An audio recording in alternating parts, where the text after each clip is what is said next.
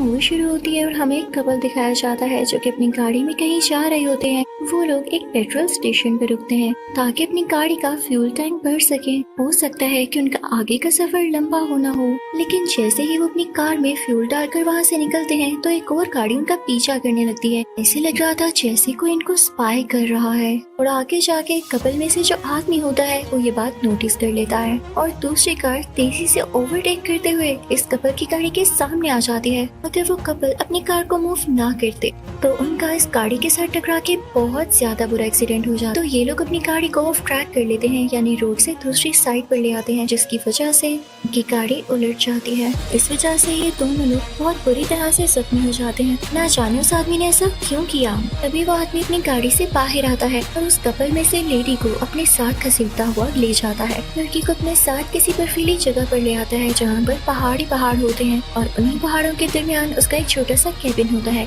यहाँ पर लाते ही उस लड़की को बांधता है, बहुत बुरी तरह से उसे टॉर्चर करने लगता है और फिर उसके पीसेस करता है। और अगले सीन में हम इस आदमी का फेस देखते हैं और ये उसी लड़की का गोश्त खा रहा होता है। यानी ये इंसान नॉर्मल नहीं था बल्कि एक कैनिबल था जो कि इंसानों का गोश्त खाता है। और उससे भी अजीब बात ये कि ये आदमी सिर्फ औरतों का गोश्त खाता है। अब हमें इस आदमी की नॉर्मल लाइफ दिखाई जाती है।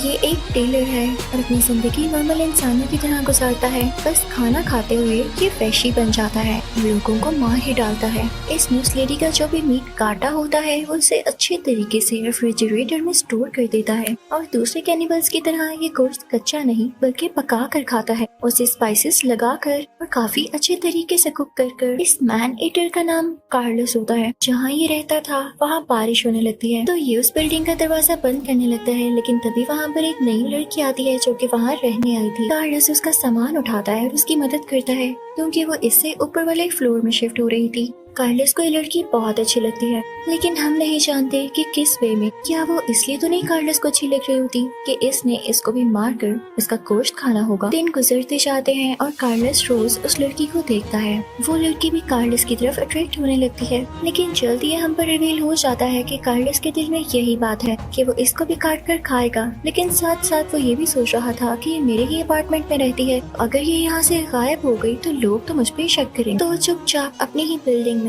अपने कमरे में अपना टेलर का काम करता रहता है और खिड़की से उस लड़की को देखता रहता है। एक दिन हम देखते हैं कि वो लड़की कहीं जा रही होती है और काफी खुश होती है। वो सीधा कार्लोस के पास आती है और उसे कुछ पेपर्स देते हुए कहती है कि ये एड्स हैं मेरे सैलून की, क्या तुम इनको एडवर्टाइज कर सकते हो? तुम आसपास कहीं भी लगा सकते हो ताकि लोग इसको देखकर मेरे पास आए। तो कार्लोस पहले तो नहीं मानता, लेकिन बाद में मान जाता है ताकि उस लड़की के साथ अपना ट्रस्ट डेवलप कर सके। कार्लोस उन पम्फलेट्स को चिपका देता है।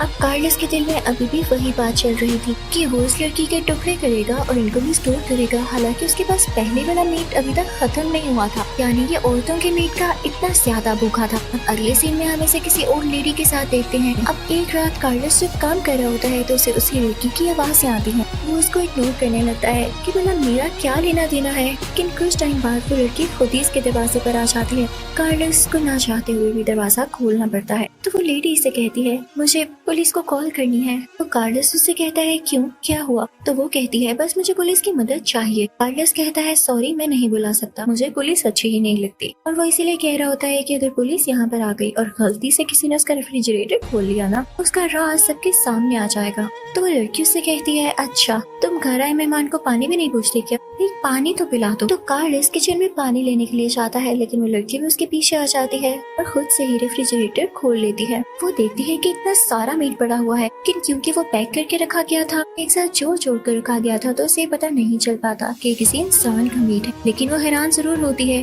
कि ये आदमी कितना गोश्त खाता है। ये बात कार्लोस को बिल्कुल अच्छी नहीं लगती कि किसी ने उसकी प्राइवेसी खराब की है। कार्लोस को इस बात पे काफी गुस्सा था, तो उस लड़की से कहता है तुम यहाँ से चली जाओ। लड़की बहुत हैरान होती है और कहती है अच्छा चली जाती हूँ, पर मैं तुमसे हेल्प इसलिए मांगने आई थी क्योंकि तुमने भी सुना होगा मेरे घर से चीखने चिल्लाने की आवाज़ें आ रही, यानी वाकई मेरे साथ गलत हो रहा था। तो मुझे सिर्फ तुम विटनेस के लिए चाहिए थे। नहीं आती मैं चाह रही। तभी कार्लोस उसे पीछे से आवाज देता है अच्छा रुको बात तो सुनो, तुम्हें पुलिस को यहाँ बुलाना था ना, तो क्यों ना हम दोनों मिलकर पुलिस स्टेशन जाएं। तो वो लड़की कहती है बहुत अच्छा आइडिया है। अब वो दोनों मिलकर पुलिस स्टेशन जाते हैं, लेकिन हमें पुलिस स्टेशन का सीन ही नहीं दिखाया जाता। हम नहीं जान पाते कि वो दोनों एक साथ कहाँ गए थे। कहीं कार्लोस ने उसे भी तो नहीं मार दिया। Well, who knows? अब स्टोरी आती है कुछ दिन बाद, जब हम कार्लोस को देखते हैं। वो काफी घबराया हुआ होता है। तो उसके दरवाजे पर नॉक होता है। वो खोलता है तो सामने उसी लड़की की बहन होती है, क्योंकि उस बिल्डिंग में सबसे पूछ रही थी कि उसे अपनी बहन की कोई खबर नहीं, क्या किसी ने उसे देखा। तो कार्लोस उसे ये कह के भेज देता है, नहीं मुझे भी कुछ पता नहीं। ये कार्लोस उस लड़की से कहता है आप अंदर तो आकर बैठे। और लड़की अंदर आती है तो कार्लोस उससे सवाल करने लगता है, तो अच्छा आपकी बहन क्या करती थी और आप लोग कहाँ से? ऐसा इसलिए कह रहा होता है ताकि पुलिस को उस पर शक न हो कि ये तो उस लड़की को जानता था। तो वो लड़की कहाँ गई? तो उसकी बहन इसे सब कुछ बताने लगती है कि हम लोग इस कंट्री से नहीं हैं, हम में कोई मसला चल रहा था और जिस रात से वो गायब है उसी रात मैं उसके घर पे गई थी। हमने काफी लड़ाई हुई, हम चीखे भी चिल्लाए भी। हो सकता है इसी वजह से उसे बुरा लगा, वो घर छोड़ के चली गई। यहाँ पर हमें पता चलता है कि उस लड़की की जिससे लड़ाई हो रही थी वो इसकी बहन ही थी। इसके बाद वो लड़की जाने लगती है तो कार्लोस उससे कहता है कि रुकिए, मेरा एक दोस्त पुलिस में है,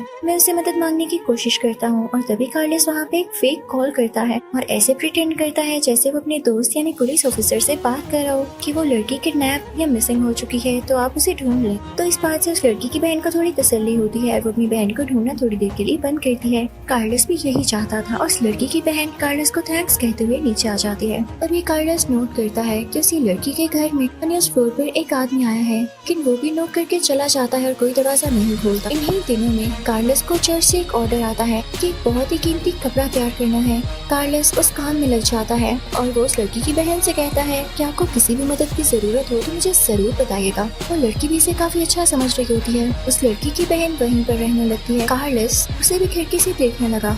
अगली सुबह वो लड़की वापस से उसके पास आती है तो उससे कहती है कार्लोस बहुत दिन निकलते जा रहे हैं, मेरी बहन मिसिंग है, हम इस तरह से नहीं बैठ सकते, मुझे पुलिस को बुलाना होगा। तो कार्लोस कहता है मैंने अपने दोस्त से बात की है ना, वो कुछ ही दिन में आ जाएगा। लेकिन उस लड़की की बहन नहीं मानती तो ये दोनों दोबारा से पुलिस स्टेशन जाते हैं। पुलिस स्टेशन जाकर वो मिसिंग रिपोर्ट लिखवाते हैं, लेकिन पुलिस भी उसे कैसे ढूंढती, वो तो कार्लोस के पेट में थी बेचारी। अब समझ आया, यहाँ कंफर्म हो गया कि कार्लोस ने उसे काट कर खा लिया था, यानी ये बंदा ट्रस्ट के काबिल बिल्कुल नहीं था। जब वो लोग वापस आ रहे होते हैं तो उस लड़की की बहन कहती है मेरी बहन ने जितने भी पैसे अर्न किए हमें हमारे पेरेंट्स को भिजवाने थे। और उस रात लड़ाई भी इसी बात पर हुई थी क्योंकि वो पैसे पेरेंट्स को भिजवाना नहीं चाहती थी कि ये उसने कमाए हैं। जब से वो गई है पैसे भी नहीं मिल रहे। तो कार्लोस उसे कहता है परेशान नहीं हो, तुम्हें जितने पैसे चाहिए मुझसे ले लेना। तो वो लड़की उससे कहती है आखिर तुम इतने काइंड क्यों हो रहे हो, मुझे इसके पीछे क्या फायदा है। तो कार्लोस कहता है मेरा दिल बस बहुत बड़ा है, आप फिक्र नहीं करें, जब तक मदद चाहिए होगी मैं करूँगा। अब अगले दिन कार्लोस देखता है कि उसी लड़की के अपार्टमेंट में इस बिल्डिंग का ओनर आया है जो कि उससे रेंट मांग रहा है। कार्लोस उससे डांटता है कि तुम्हें नजर नहीं आ रहा कि किस सिचुएशन में है, अभी जाओ यहाँ से। और इसी के साथ वो उस लड़की की मदद करता है, उसे पैसे देता है। तो वो लड़की बाद में उसके घर आती है और उसे कहती है कार्लोस मुझे अच्छा नहीं लग रहा, मेरी इतनी ज्यादा मदद कर रहे हो लेकिन बदले में मैं तुम्हारी कोई मदद नहीं कर पा रही, तुम आज डिनर पर आ जाओ, रोज तुम खुद खाना पकाते हो, आज मैं तुम्हारे लिए कुछ बनाती हूँ। लेकिन कार्लोस कहता है नहीं नहीं, मुझे बस अपने घर में रहना अच्छा लगता है। तो वो लड़की से पूछती है क्या तुम्हारे कोई दोस्त भी नहीं, हमेशा अकेले रहते हो? तो वो कहता है हाँ हमेशा, और मैं इस तरह से ज्यादा कंफर्टेबल हूँ। तो लड़की उससे कहती है अब मुझे शर्मिंदा मत करो, तुमने मेरी इतनी मदद की है। चलो एक आइडिया है, क्योंकि हमारा एक सैलून है तो मुझे मसाज बहुत अच्छा करना आता है, तुम आना, मैं तुम्हारा अच्छा सा मसाज करूंगी। कार्लोस वहाँ जाता है लेकिन जल्दी वहाँ से आ जाता है कि उसे भूख लग रही होती है और उसके पास पड़ा हुआ मीट भी आहिस्ता आहिस्ता खत्म हो रहा था। इसके लिए उसने पहले से ही एक लड़की पर नजर रखी हुई थी जो कि अपने हस्बैंड के साथ ही होती थी। पर एक दिन वो देखता है कि वो दोनों बीच पर नहाने गए और उन्होंने अपनी कार साइड पर पार्क की है। तो कार्लोस उनके पीछे जाता है और उनकी कार में बैठकर उसको रिवर्स करने लगता है। तो उस आदमी को लगता है कि शायद ये हमारी कार लेकर जा रहा है, तो उसकी तरफ बढ़ता है, लेकिन इस बेचारे की ये गलती थी, वो इस टाइम कार के सामने आया। तो कार्लोस बिना कुछ सोचे समझे उसको कार से हिट करके मार डालता है। तो उसकी वाइफ ही देखती है तो रोने लगती है। कार्लोस उस लड़की की तरफ बढ़ने लगता है लेकिन वो लड़की काफी ज्यादा डरी हुई होती है और रो रही होती है, जैसे उसे कार्लोस की शक्ल देखकर पता चल गया हो कि अच्छा आदमी बिल्कुल नहीं। तो वो पानी में ही रहती है, कार्लोस भी उधर नहीं जाता और इसी तरह से वो लड़की पानी में ही डूब जाती है। कार्लोस को खुद पर बहुत गुस्सा आता है कि इतनी मुश्किल से इसने लड़की ढूंढी और वो भी मर गई, इसके हाथों से निकल गई। ये घर आता है तो इसके पास उसी लड़की की बहन आती है और कार्लोस से कहती है कार्लोस मुझे पुलिस स्टेशन से कॉल आई है, उनको एक डेड बॉडी मिली है, वो कह रही है कि इसकी भी वही एज है जो कि मेरी बहन की थी, तुम फौरन से मेरे साथ आओ, मुझे उसको देखना है। तो कार्लोस उसके साथ जाता है, ये जानते हुए भी कि इसकी बहन तो हो नहीं सकती क्योंकि वो उसे खा चुका था। वो वहाँ पर जाते हैं और जब उस लड़की की शक्ल दिखाई जाती है तो ये बेचारी वही लड़की होती है जो कल रात समंदर में डूब कर मरी, सिर्फ कार्लोस की वजह से। कुछ टाइम बाद कार्लोस देखता है कि उस लड़की के अपार्टमेंट का दरवाजा टूटा हुआ है, जैसे किसी ने जबरदस्ती दरवाजा खोलने की कोशिश की हो। वो अंदर जाता है और उस लड़की से पूछता है क्या हुआ आपको। लड़की काफी रो रही होती है, कहती है कि मेरी बहन का एक दोस्त था जो उससे पैसे लिया करता था और अब वो मुझसे पैसे मांगने आया है। तो मैंने उसे पैसे नहीं दिए तो वो मुझे ये कह रहा है कि तुमने अपनी बहन को भी पैसों की खातिर मारा होगा, वो पुलिस में रिपोर्ट करेगा। तो मुझे बताओ मैं ऐसा कर सकती हूँ क्या। तो कार्लोस कहता है नहीं बिल्कुल नहीं, मैं जानता हूँ कि आप अपनी बहन को कितने दिन से ढूंढ रही हैं। आप ऐसा करें कि मेरे अपार्टमेंट में आ जाएं, आपको रेस्ट की जरूरत है।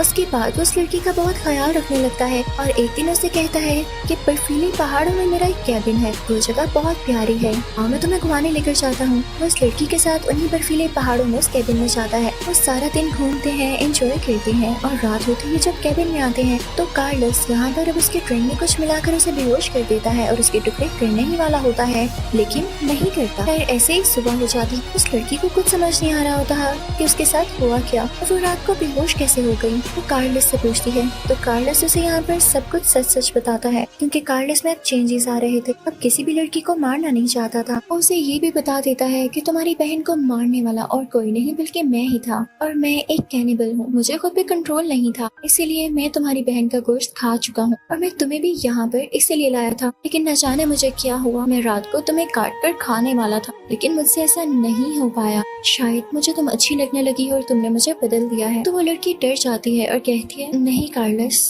तुम मुझे झूठ कह रहे हो ना, कह दो कि तुम मजाक कर रहे हो। कार्लोस कहता है नहीं मैं मजाक नहीं कर रहा। तो वो लड़की कहती है मुझे यहाँ से जाना है, फौरन गाड़ी निकालो और मुझे यहाँ से लेकर जाओ। कार्लोस ऐसा ही करता है क्योंकि वो उस लड़की से प्यार करने लगा था और उसकी हर बात मानना चाहता था। गाड़ी निकालता है और वो लोग वापसी के लिए निकल पड़ते हैं जहाँ पर उस लड़की को कुछ होता है। उसे अपनी बहन की मौत का इतना गुस्सा होता है कि वो गाड़ी का स्टीयरिंग ही घुमा डालती है और गाड़ी उलट जाती है जिसमें लड़की बेचारी खुद ही मारी जाती है। कार्लोस गाड़ी से बाहर आकर उसकी डेड बॉडी के पास बैठकर रोने लगता है क्योंकि वाकई उसे वो लड़की अच्छी लगने लगी थी, उसके दिल में फीलिंग्स आने लगी थी। इसका यही मतलब था कि वो काफी हद तक चेंज हो चुका था और ये सजा उसके लिए काफी थी कि जिससे उसे प्यार हुआ वो मारी गई उसी की अपनी गलती की वजह से। इसी के साथ ये मूवी खत्म हो जाती है।